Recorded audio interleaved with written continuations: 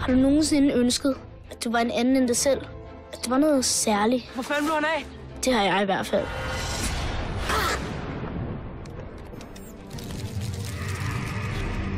Godmorgen, skat.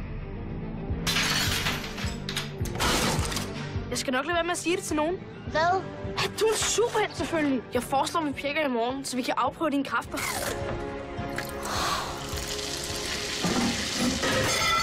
Kom nu, Pelle. Kom. Superheltenavn skal være fedt og nemt at forstå. Antboy. Du får brug for et kostume.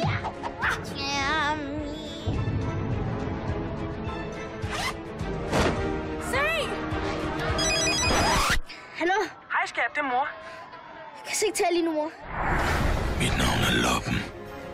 Og ligesom min navnefælde er jeg umulig at slippe af med.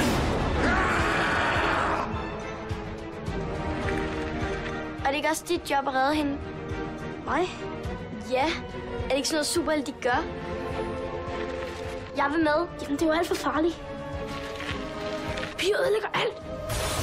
Pissemyrer.